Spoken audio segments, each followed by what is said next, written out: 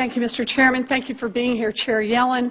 You know, as you know, Wall Street banks could profit handsomely if they knew about the Fed's plans before the rest of the market found out.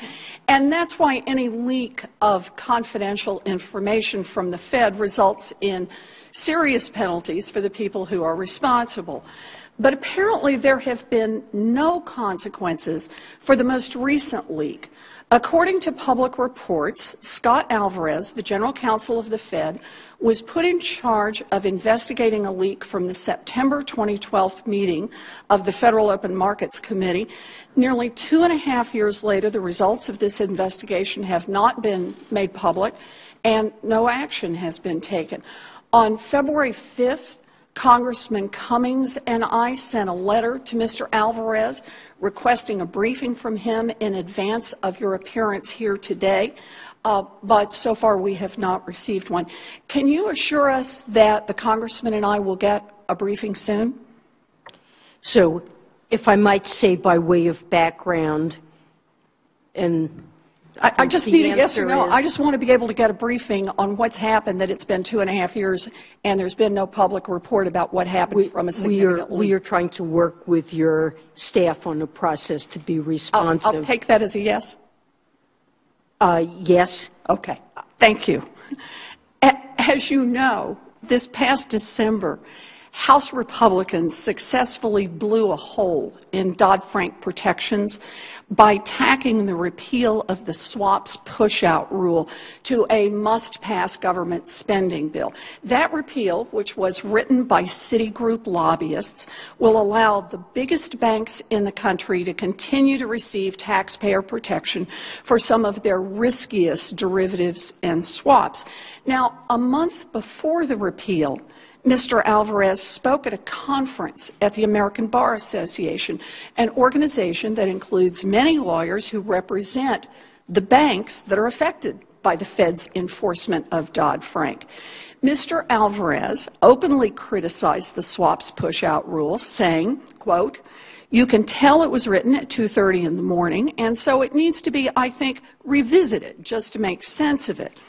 Mr. Alvarez also criticized the new rules Dodd-Frank put into place to address conflicts of interest at credit rating agencies, saying, quote, "Restrictions on the agencies really did not work, and it doesn't work, and it's more constraining than I think is helpful." So let me start by asking, does Mr. Alvarez's criticism of these two rules reflect your view or the view of the Federal Board of Governors? So let me just say that over the years, we've had feedback that we have given on various aspects of Dodd-Frank. I appreciate that, Chair. The question I'm asking, though, is these are specific criticisms he has made of Dodd-Frank rules that govern the largest financial institutions in this country, and I'm just asking, do his criticisms reflect your criticisms or the criticisms of the federal board? I think I personally and the board considered Dodd-Frank to be a very important piece of legislation that has provided a roadmap for us to put in place regulations. I appreciate that, Madam Chairman, but I just need a yes or no here. Do his criticisms reflect your criticisms? I'm certainly not seeking in any way to alter Dodd-Frank at this time.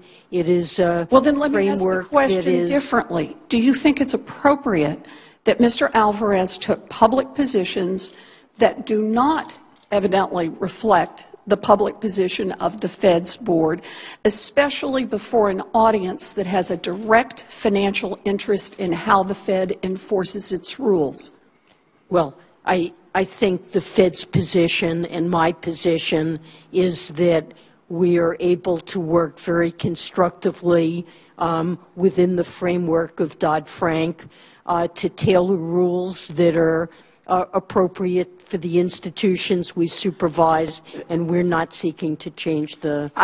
I appreciate that. You know, we know that the Fed staff plays a critical role in shaping Dodd-Frank rules and enforcing them.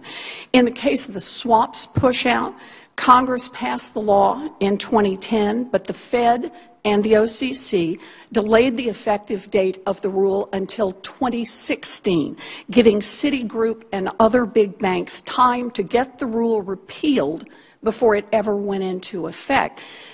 Did Mr. Alvarez provide input into the Fed's decision to delay the effective date of the push-out rule? I don't know. I mean, we usually have phase-ins for complicated rules that require adjustments by financial firms. This has been true of all of the Dodd-Frank rules that we have put into effect. Well, I think this might be worth looking into. You know, the Fed is our first line of defense against another financial crisis, and the Fed's general counsel or anyone at the Fed staff should not be picking and choosing which rules to enforce based on their personal views. So I urge you to carefully review this issue and to assess whether the leadership of the Fed's staff is on the same page as the Federal Reserve Board. Thank you, Mr. Chairman.